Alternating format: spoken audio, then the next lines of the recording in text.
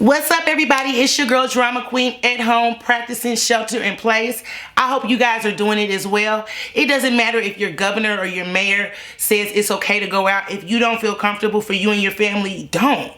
This is your health. Nobody can make you do anything you don't want to do. So I hope everybody that is watching this is staying safe. Your family and friends are staying safe. And hopefully we will be out of this pandemic soon, because it has been life-changing. You know, I've been off work. I work multiple jobs. All of my jobs have been affected. It can take a toll on your mental space, just having all of that alone time and to think. So I pray that you guys are staying active and that you're doing things that you want to do and you're learning things that you've always wanted to learn while you have a little bit of downtime. Spend time with your family. Learn that new recipe, because this is the time to do it. I'll do a video later on some of the things that I've been doing during this time, because I'm a type of person, I have to stay busy. If I don't stay busy, then my mind goes crazy. And so I've been staying extremely busy during this time, and I'm starting to get better at doing these videos because I have more time. I have several videos that I recorded. I'm just editing them, so I'm going to do better in 2020 on keeping you guys updated on what's going on, because there's a lot going on. So now that I got that public service announcement out of the way, I would like to discuss 60 Days In, Season 6, the reunion, the aftermath, Phase 1, Part 1, whatever you want to say. They came on yesterday.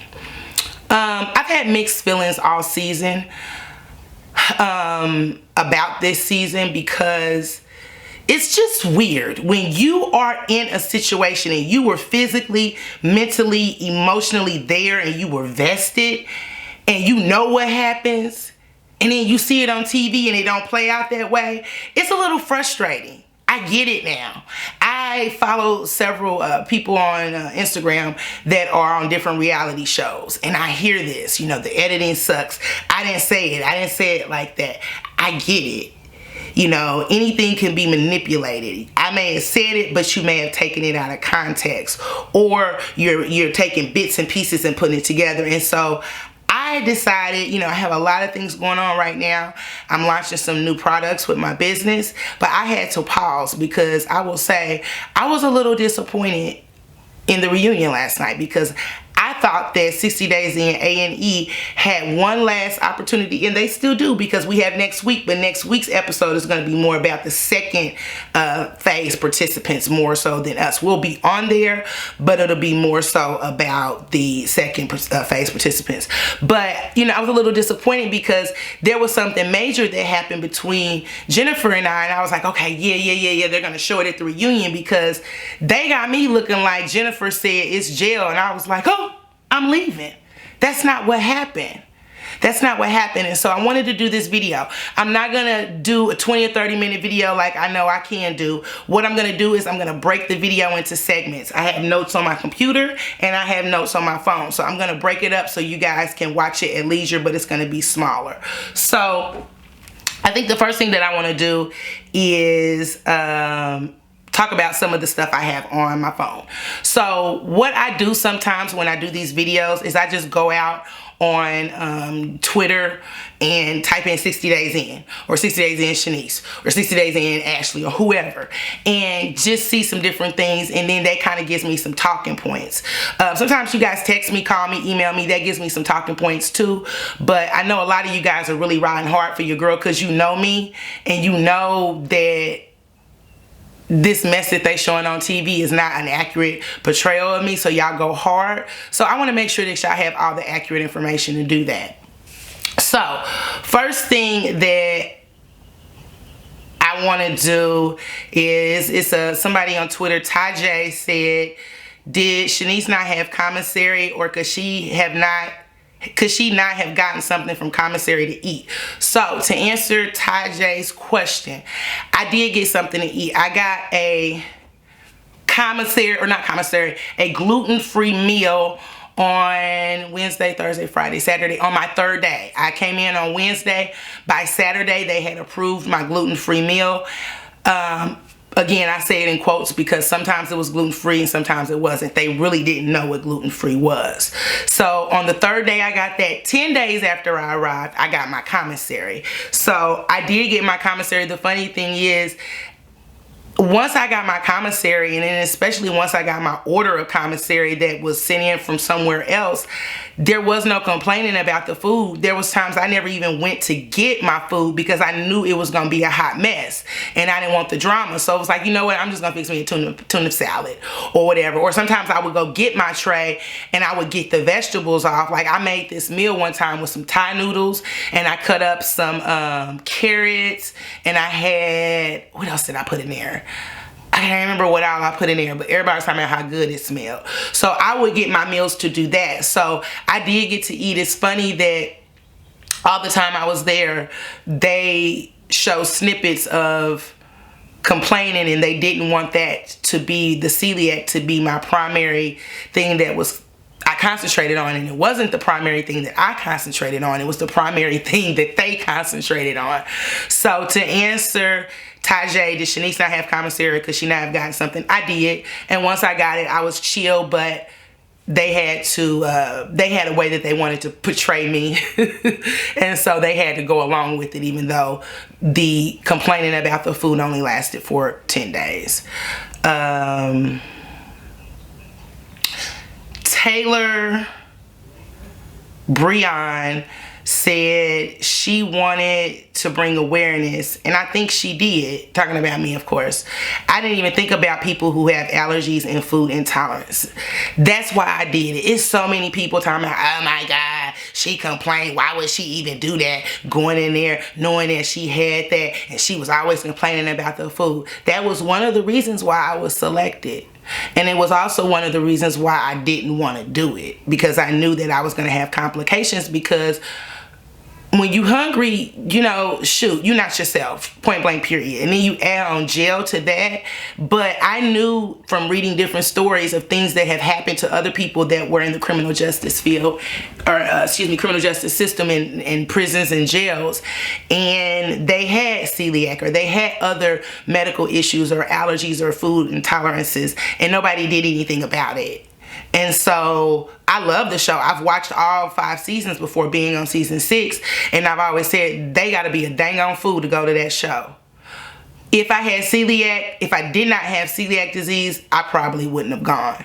I did want to go to bring awareness, and people are talking. It's somebody on here, we'll talk about them, that's really going hard for your girl because they get it. It wasn't me going and wanting special sheets. I slept on bloody sheets. Anybody that knows me knows that I am a germaphobe, and I hate that. One of the other reasons why I didn't want to go.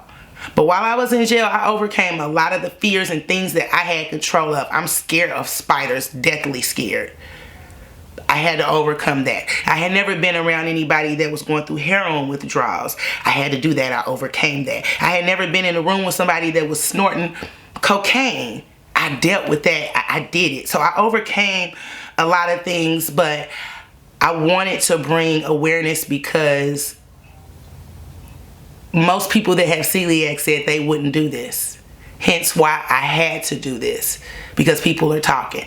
Good, bad, ugly, indifferent, it doesn't matter to me. I know in my heart why I did it. And here's the thing. What a lot of you guys don't know is, yes, I enjoy drama. I was in drama club, debating forensics. I love doing plays. I love all of that.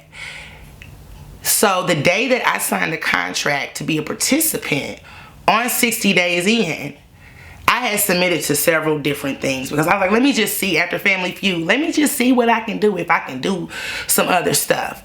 So I got a call. It was a Thursday. I'll never forget it, because I was coming in from school from lunch, and my girlfriend Megan, she was up there, and Holly was up there, and I just started screaming, and they're like, what's wrong? And I'm like, I got a call for another show. I'm not going to say the name of the show, but it was a show that I wanted to do a lot more than 60 Days In. It was a show that was a lot more glamorous than 60 Days In. It was a show that could get me, I could get more out of it than I anticipated that I would be able to get out of 60 Days In. I had just literally signed my contract. I had not submitted it yet. I had not submitted it, but God placed this on my heart to do this, to help, to bring awareness, to make changes, not only in Etowah County Detention Center, but in jails and prisons, hospitals, universities, across the world. And that was my goal in doing that. So, yeah, I can go on this show and be cute because I looked a hot mess on 60 Days In, and I knew that. This is not a show for somebody that's trying to break into the industry. Is it good exposure? Yeah, it is. But you're allowing someone else to navigate your life, your story. So it's really not the kickstart that people may think it could be. Again, it's great exposure. Great exposure.